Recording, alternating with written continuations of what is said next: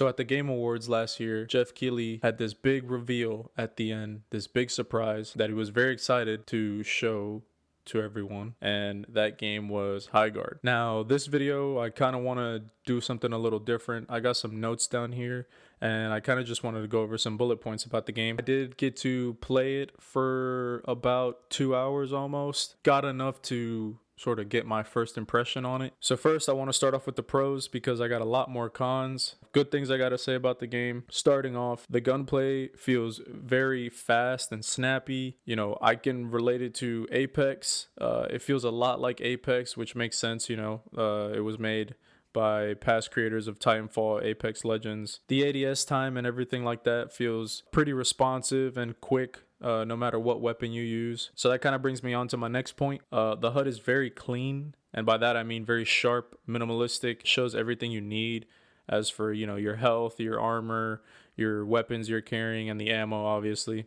And again, kind of making that reference to Apex Legends, I noticed right away, first thing was it looked just like Apex. It gave me that feeling of Apex Legends. Another pro, as for the environment, right, they got destruction in the game. They showed that off a lot, and, you know, bring it up as this big thing, which, you know, I give it to them. It's nice blowing up the buildings, creating spaces where you can flank the enemy, and sort of, you know, not having this linear battle where you're kind of forced into pockets. You know, you can just open up a hole, create a flank.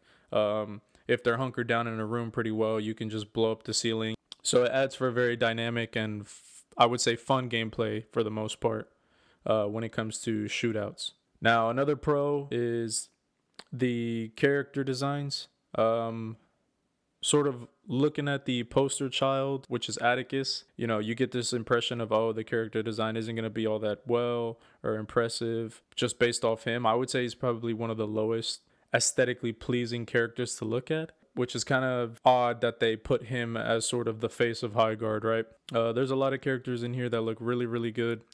The main one I played with was Kai. He's sort of this ice monk defensive player. Definitely one of the cooler looking characters in the game when he's in his human form, and then he also has this sort of beast form he can turn into, which looks pretty good, I would say so. Again, one of the other really cool looking characters I would say is Una.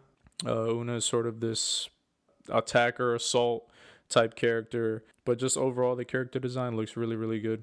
Moving on to the fights. So the fights in the game, I would say, and fights I refer to, you know, gunfights. It feels pretty good. They're very fast, and you can die pretty quick.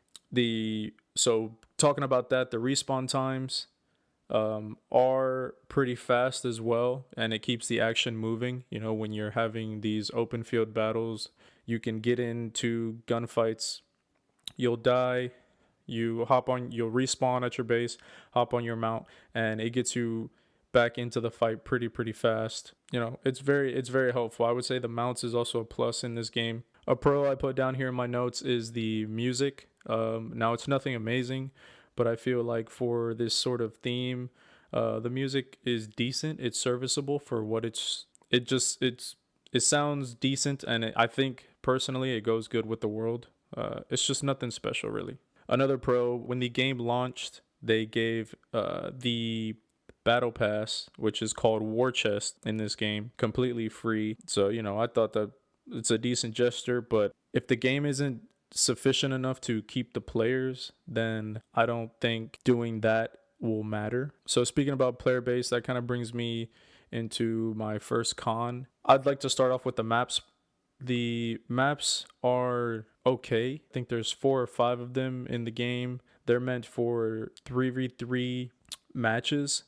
Personally, the whole 3v3 match I think is pretty odd of a choice. The maps are huge, and the action in the game can get a bit dry at times when there's nothing happening, mainly because of the maps. They're really big. One thing they could do to fix that is maybe adding 3 more players on each team. So instead of 3v3, a 6v6. I feel like that would fill out the map more, give this feeling of constant action. I've made a couple comparisons already in this, comparing it to Apex, and with the destructible walls that I talked about earlier, you could make the comparison to Rainbow Six Siege. So I put this as a con because I feel like a lot of other games did it better. The whole time you're playing this game with the gunplay, I instantly thought about Apex Legends and how it felt like that. And then with the rebuilding of the walls and putting, these charges on them and blowing them up and rebuilding, reinforcing walls, that kind of gives you the feeling of Rainbow Six Siege. So that kind of brings me to my other point. I kind of wanted to say that there's no strong identity when it comes to this game. And as we all know, you kind of need a strong foundation to build upwards. It feels like a lot of games that have come before it, and constantly while I was playing this, I didn't feel like it was doing anything better than those games. And I put this as a negative because my brain, I will say, as I'm playing this game, I'm constantly reminded of other games. I don't think that's good for what you're trying to do with High Guard. Another con would be the weapons. I think overall they feel pretty weak. Besides the shotgun was a big standout. It gives a really good kick. Again, like I said, the gunplay from earlier, which is a pro, the hit markers and response time with the shotgun is just, it sort of gives it those bonus points. The RPG itself feels very underpowered. I don't know if that was on purpose because they're meant to destroy walls and push in onto the objective. But there's a couple times where I did use the RPG on a group of guys that were hiding behind a rock, and even the splash damage was very light. So I don't know if it's one of those things where you have to get a direct hit with an RPG for it to do massive damage, but it just didn't feel good to use on people. So again, maybe it's one of those things where it was just meant for buildings and pushing on people's base camps and getting in on the objective. Next, I want to talk about the time to kill. There was moments where it felt very inconsistent. I don't know if that was because of the rarity of the weapons. As you push on into the match and you open up these loot boxes, there's the rarity of weapons sort of levels up as the game progresses. So in the beginning, you'll find commons and rares, and then, second half of the game, you'll start seeing those purples and legendary weapons. So maybe it was one of those things where, everybody's sort of armored up and, I didn't notice, but there were times where later on in the match, you, even with, like a rare blue weapon, you drop the enemy pretty fast and it's like, okay, we're, the game's almost over. It was kind of weird. Another con I have with the game is that the ults charge too slowly, and I feel like the developers knew that because one of the pickups in the game is this object that gives you ult charge, right? Maybe it was intentional, but I feel like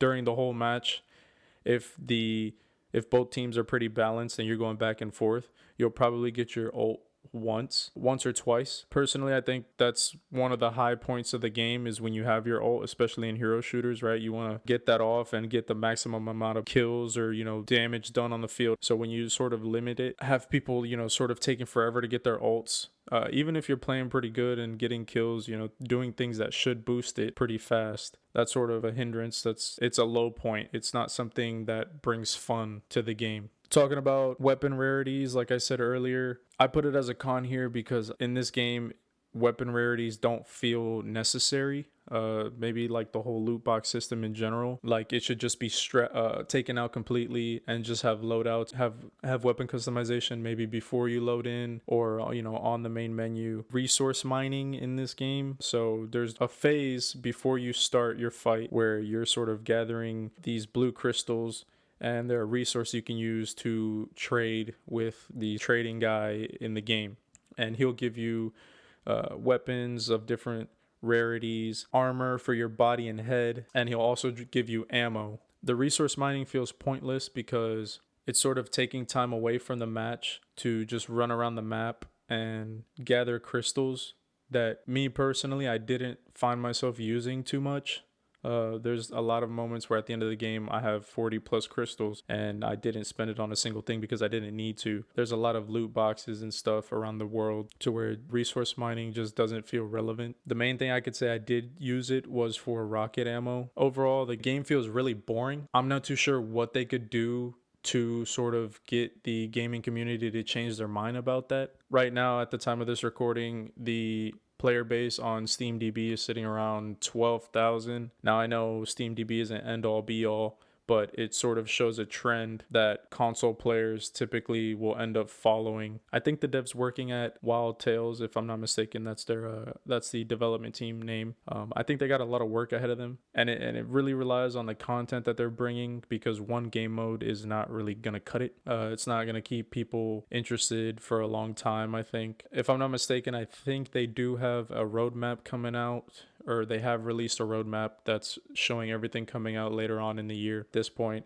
it's just seeing if they stick around long enough to execute it or if they pull the plug. So my final take, there's some fun moments in the game and it's not completely terrible. I know there's the big comparison that it's Concord 2. I don't think it's because of the gameplay, but how the gaming community is expecting this game to go in reference to its lifespan. Like I said earlier, it's got a very weak foundation and they need to start over and rebuild from the bottom up, because they do potentially have something here. As of right now, even with the free war chest as well, there's nothing in the game that is keeping me wanting to play it. Like I said, they got a lot of work ahead of them. But anyways, I appreciate you guys taking the time to watch this video. Highguard is free on all platforms, so I would say give it a try. Form your own opinion about it. Maybe you agree with what I had to say. But anyways, I'll see you guys on the next one.